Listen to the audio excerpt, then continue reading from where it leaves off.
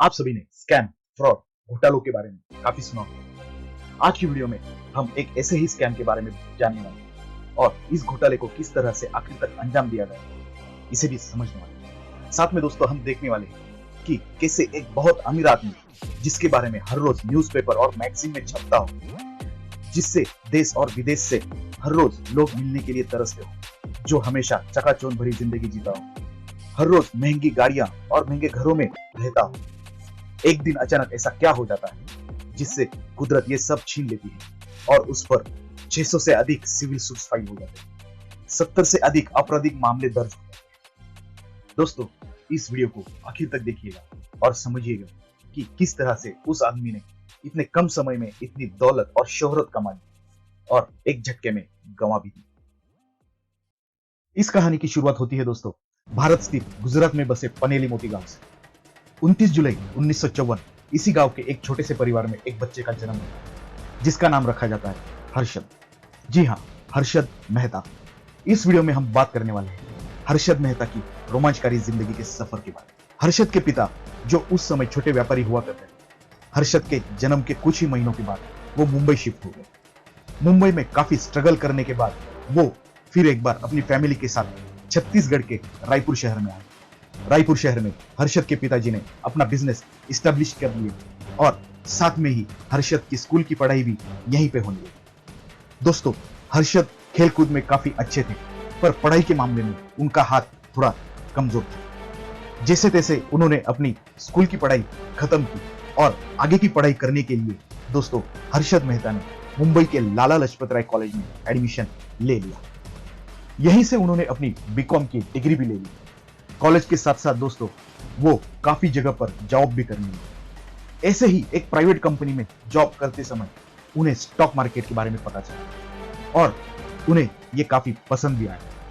यहीं से हर्षद मेहता की स्टॉक मार्केट की जर्नी शुरू होती है। दोस्तों साल था 1981।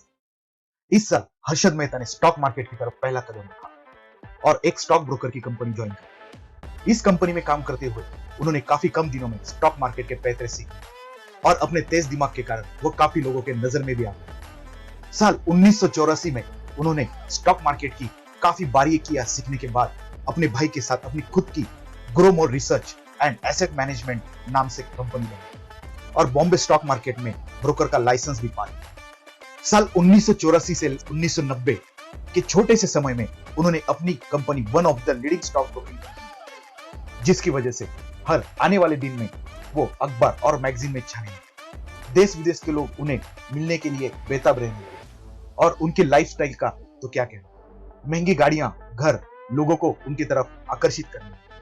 कईयों ने तो उन्हें स्टॉक मार्केट का अमिताभ बच्चन और बिग बुल जैसे नाम भी दिए। वो जिस भी शेयर के बारे में जिक्र करते उसकी कीमत आसमान छूने लगी। ऐसा ही एक शेयर एससीसी सीमेंट, जिसकी कीमत थी लगभग 200 रुपए, पर कुछ ही महीनों में उसकी कीमत 9,000 रुपए तक पहुंच गई। ऐसे बहुत सारे शेयर्स में उन्होंने काफी मुनाफा कमाया और इसी वजह से हर्षद मेहता उस वक्त का सबसे बड़ा ब्रांड नेम भी बन गया। दोस्तों हर्षद मेहता नाम के पीछे जो फेम था, ब्रांड था, जो भी चकाचौंध थी, वो ज्यादा दिन तक नहीं रहने वाली थी।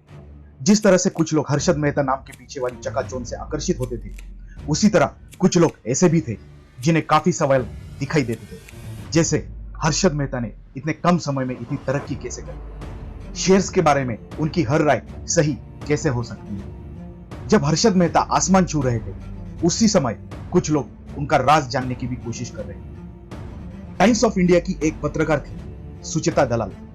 1992 में अपने एक कॉलम में सुचेता दलाल ने हर्षद मेहता के स्कैम के बारे में ऐसे तथ्य प्रस्तुत किए जिससे बहुत लोगों की नींद खराब हो गई और आगे जिस तरह से इंक्वायरी हुई तो काफी सारे सबूत सामने आए, जिसकी वजह से हर्षद मेहता और उनके भाई को उसी वक्त हिरासत में लिया गया।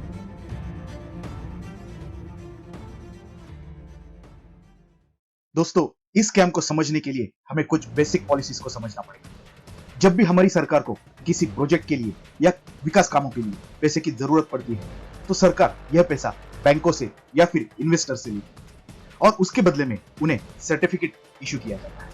इसे सिक्योरिटीज भी कहा जाता है। यह सिक्योरिटीज किसी भी तरह की हो सकती है, जैसे ट्रेजरी बिल्स, कैश मैनेजमेंट, या फिर गवर्नमेंट बॉन्ड्स। जब भी कभी गवर्नमेंट सिक्योरिटीज जारी करती है, उसके बदले बैंकों को कुछ ब्याज दिया जाता है।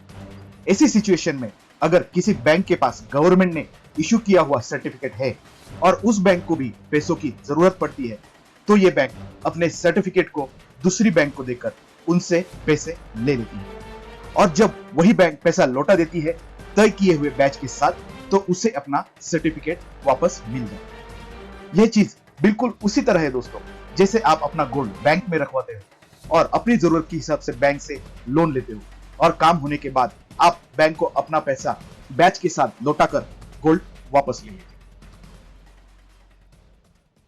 दोस्तों, ये जो बैंकों के बीच ट्रांजैक्शन हुआ करती थी, उसे रेडी फॉरवर्ड डील भी कहा जाता था। इस डील को करने के लिए बहुत सारे बैंक ब्रोकर्स की भी हेल्प लेते थे। यह ब्रोकर्स बैंक के लिए सिक्योरिटीज बायर या सेलर ढूंढते थे, जिसके बदले ब्रोकर्स को अच्छा खासा कमीशन भी दिया जाता था। हर्षद मेहता की कंपनी भी इस तरह से बैंकों का ब्रोकर बनकर काम करती थी, पर हर्षद मेहता के चालाक दिमाग में बैंकों की खामियां नजर आई, और उन्हीं खामियों के बेसिस पर उसने करोड़ का मायाजाल जमा कर लिया था। दोस्तों, सिक्योरिटीज के बदले बैंक जो भी पेमेंट इशू करवाती थी, नियम के अनुसार वह पेमेंट उसी बैंक को मिलना चाहिए था, पर हर्षद मेहता अपनी पहचान और रिपुटेशन का फायदा उठाकर सभी पेमेंट्स अपनी अकाउंट में लेने शुरू कर दिए।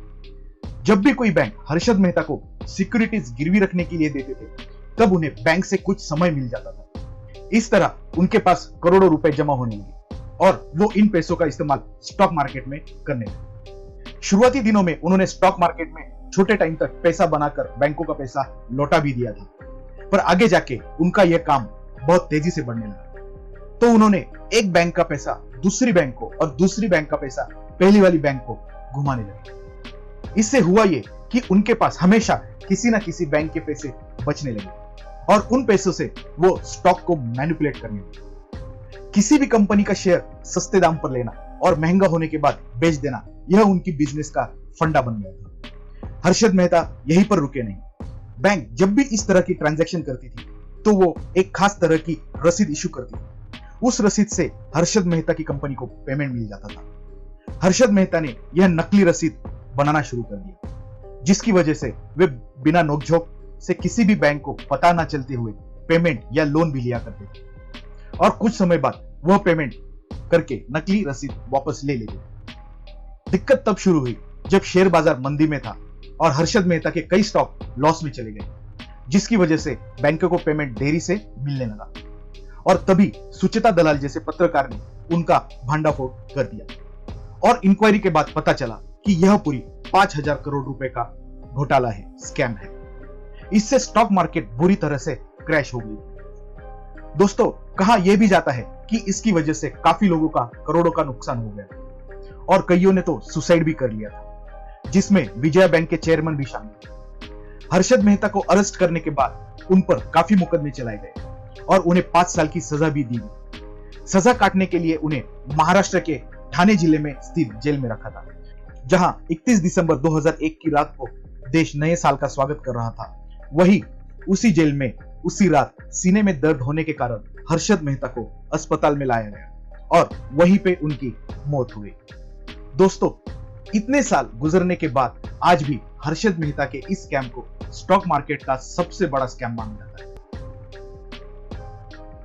अगर दोस्तों आपको हमारी वीडियो पसंद आती है और आप आगे जाकर ऐसे ही महत्वपूर्ण वीडियो देखना चाहते हैं, तो हमारे चैनल को जरूर लाइक, शेयर, सब्सक्राइब कर लीजिए। धन्यवाद।